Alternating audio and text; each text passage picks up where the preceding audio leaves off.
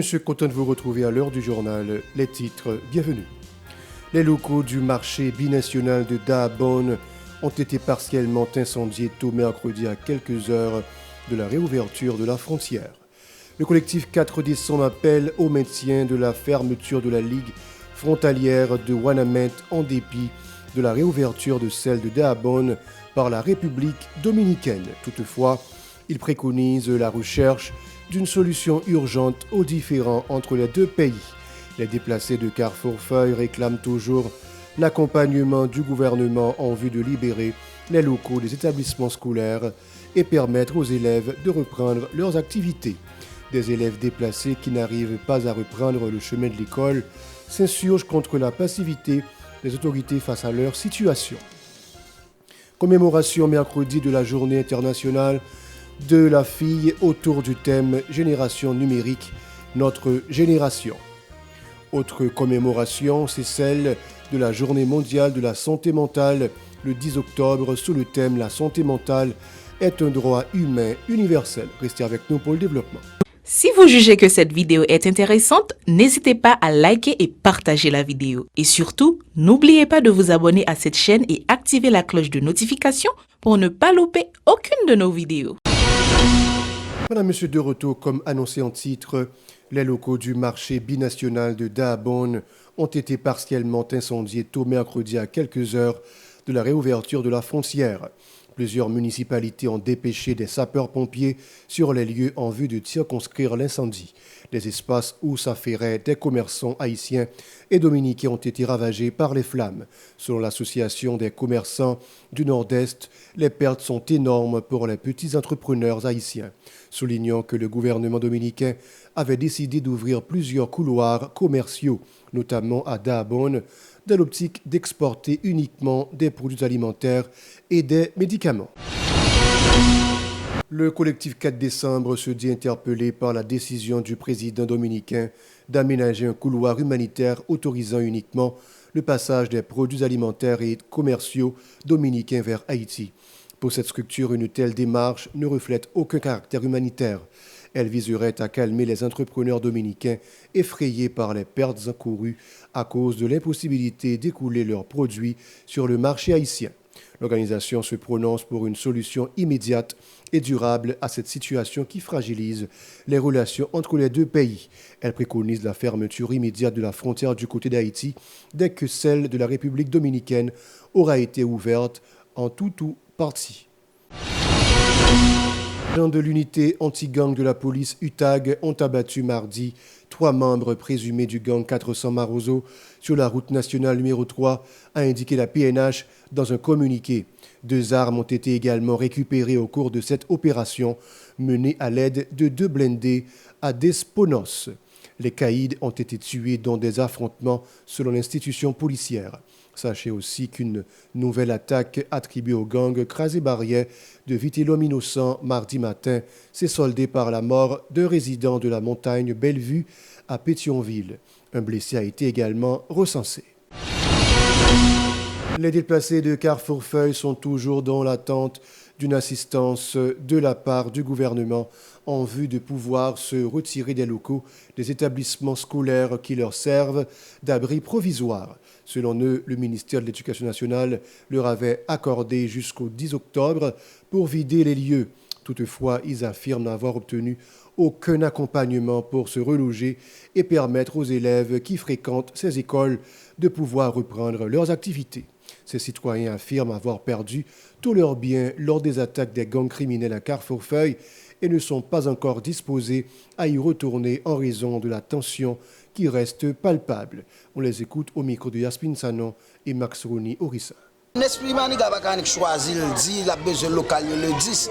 Qu'en est-il de tout le monde qui n'a au moins 43 centres d'hébergement qui c'est moun Carrefour-Feuille que Kayo Boulé yo perdu business yo perdu toutes sortes de procédés et puis pour Nesmi Maliga ta levé un beau matin il dit ba odele les 10 côté la pour yo. Nous beaucoup jeune rien là pour quitter ça. Nous pas voulons quitter lui mais nous beaucoup jeune rien pour quitter ça parce que nous même nous victimes nous moi même tellement victime moi même cousin moi perdu dans bagage ça. Pour nous quitter espace ça vient une bonne difficulté. moi-même comme victime Carrefour Feuille, et nous espace position côté sortir, pas de problème de capable retourner, quand moi boulé, quand moi yo volé moto, business écrasé. Les films perdent un petit nièce encore. Nous-mêmes, nous ne pouvons pas retourner la caille parce que pas bon ici, dans le lycée Jean-Jacques pas bon ici, nous ne pouvons pas aucune démarche qui fait pas bon côté nous. Nous gardons nous et bandits mettez nous dehors dans une zone savane pistache, quand nous craser, nous nous boulés, nous pas gagner à revoir. Même l'État va passer par bon côté nous. L'État m'a demandé pour nous quitter l'espace. À côté le bois pour nous aller. On dit tourner la caille nous. Caille nous boule, mais c'est toujours là. À côté nous pour aller, on dit pour nous tourner la caille nous.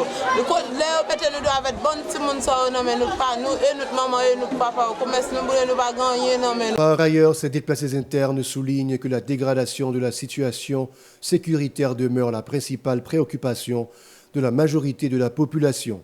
Les gens ne peuvent pas s'adonner à leurs activités sans s'inquiéter à cause des agissements des gangs criminels, se désolent les déplacés. Ils exhortent les autorités à renforcer la traque des groupes armés en vue de faciliter la libre circulation des personnes et des biens, principalement à Carrefour Feuille. Suivez. Une façon pour une veille pour parler, si Libral dit, là prend des gens qui pourraient aller sur le terrain, à regarder des gens qui étaient possédés des cailloux, réparer pour réparer, les gens qui étaient dans l'orage, si y a un copie à l'autre côté, jusqu'à ce que ça fait à l'amiable pour bandits finir tout Jean ont commencé. Quelle est ta responsabilité pour pacifier zone, les balles de zone, pas même zone, pour pacifier Carrefour Feuille.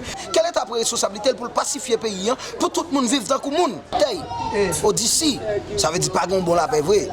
Parce que moi-même dans Jio là, il y a des gens qui montent en l'air, ils fouillent. Mesdames, ils montent, ils violent. Qui la paix? Je comprends qu'il y a toujours qu'on la paix. Libre qu'on fait. Pour nous demander l'État, pour le voyager garder nous, parce que nous-mêmes, nous pas petits mis sans garder. D'après, nous connaissons nous l'État. Nous demandons ni Ariel ni l'État, c'est plus dire un mot, parce que nous-mêmes, dans Jean-Jacques, c'est mon nous, marché nous, tout nous avons besoin de tout. Nous pas contre nous dire la plève même mot par nous qui concerne nous malheureux c'est mot pour nous dire et moi même prendre décision si pas grand monde qui pour passer ouais nous pour dire la venir partager ensemble avec nous pour dire dédommage il y a fongé ensemble avec nous si 5 goudia bay monde pour mon infirmier pour mon dire yo pas pour en province pour Les élèves qui ont fui la violence des gangs de Carrefour Feuille sollicitent l'accompagnement des autorités en vue de reprendre leurs activités scolaires. Ils s'insurgent contre l'incurie des autorités face à leur situation, indiquant que leurs parents sont dans l'impossibilité d'assumer leurs responsabilités suite au drame de Carrefour Feuille. Yasmine Sanon et Max Rony Orissin ont recueilli leurs déclarations.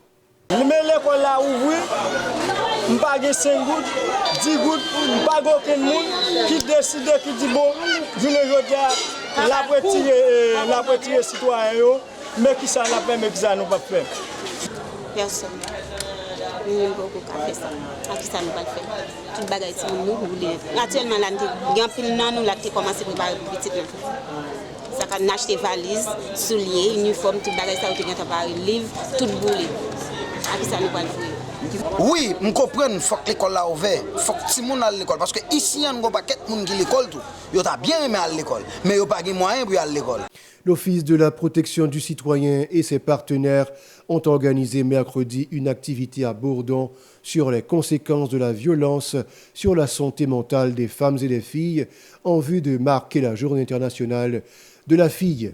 Génération numérique, notre génération est le thème de cette commémoration, a souligné le responsable du Rotary Club de Pétionville Sud, Dominique Bazin, ajoutant que les actes de violence à l'encontre de la gente féminine se sont accrus en cette période de crise globale caractérisée par la violence des gangs criminels. Il est au micro de Shilov Semixan et Franz Stevens Michael. Vous êtes ici parce que les femmes sont des potomitans d'Haïti.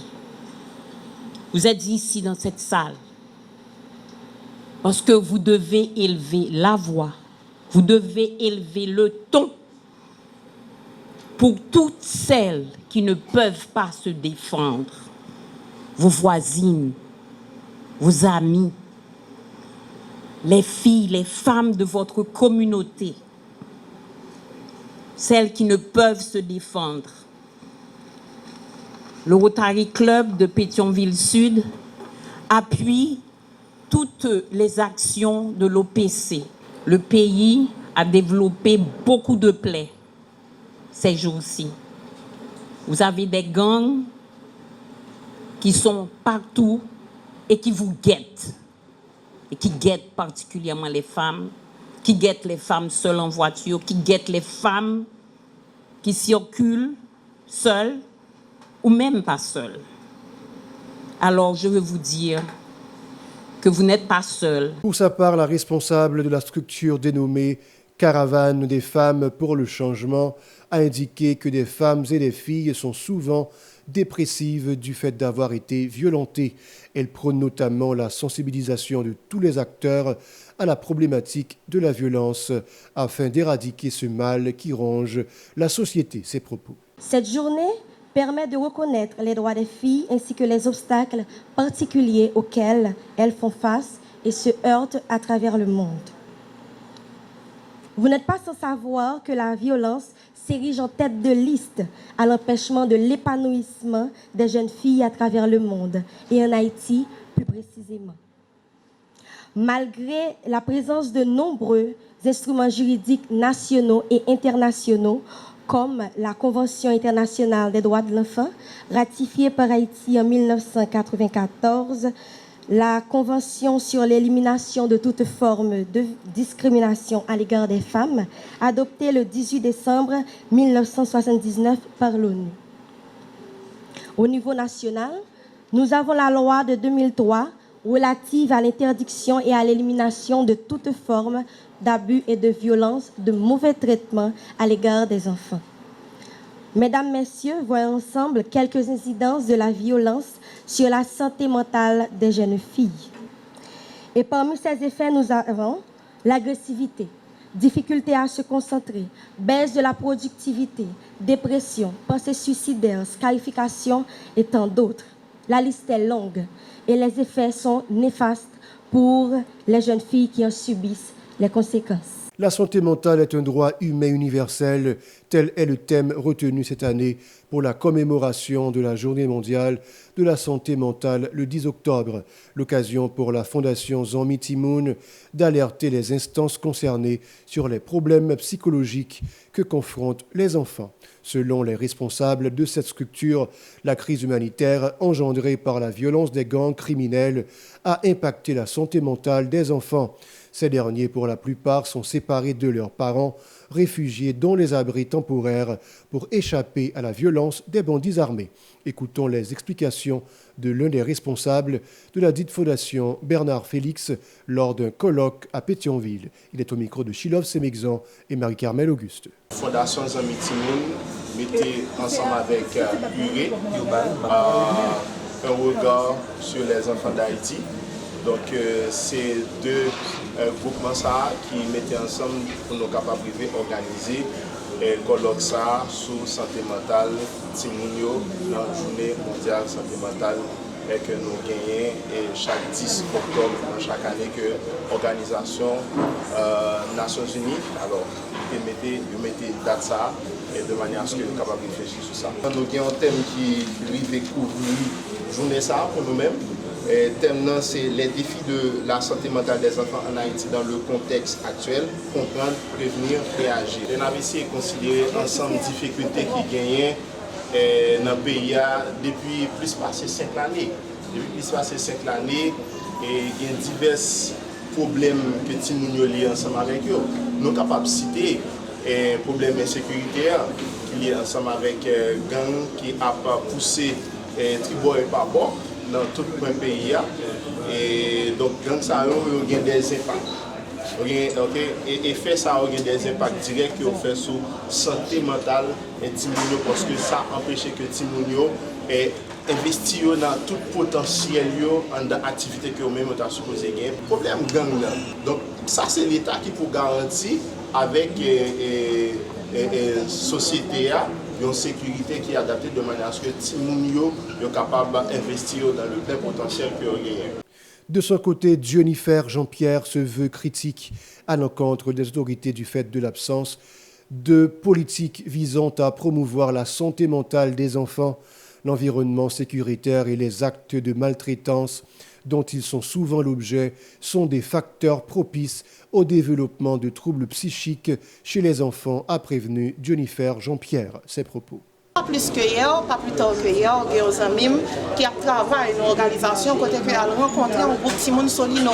Ils ont demandé Timon dans un atelier de dessin pour dessiner un bagage qui fait au plaisir ou bien un bagage qui a aimé gagner. Timon a dessiné un zam. C'est ça, c'est des bagages qui doivent interpeller nous. C'est des bagages que nous devons penser ensemble avec eux. Il faut que nous posions nos questions. Est-ce que je dis, la situation à vivre, ce n'est pas parce que l'État n'a pas jamais pris de décision par rapport avec Timounio 10 ans, 15 ans de cela? Une série de monde n'a pas parlé de eux qui a fait la pluie et le beau temps qui parle les pays à fonctionner correctement, qui a fait mon paix, etc. Il faut nous poser toutes nos questions. Qui est mon sailloté? Qui sailloté joindre là yoté petit? Je dis, c'est un rappel pour nous dire l'État ici qu'on travaille pour faire. C'est quoi? Donc c'est chaque monde qui doit poser toutes les questions sur conditions existentielles si mon vivre en Haïti, je dis. Petite voisine, c'est mon qui est là, oui, mon Dieu, est-ce que ça va faire nous mal?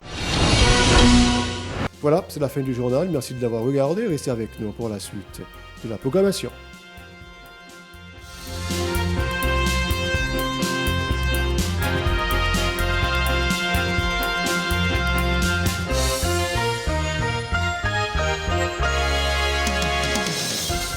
Si vous jugez que cette vidéo est intéressante, n'hésitez pas à liker et partager la vidéo. Et surtout, n'oubliez pas de vous abonner à cette chaîne et activer la cloche de notification pour ne pas louper aucune de nos vidéos.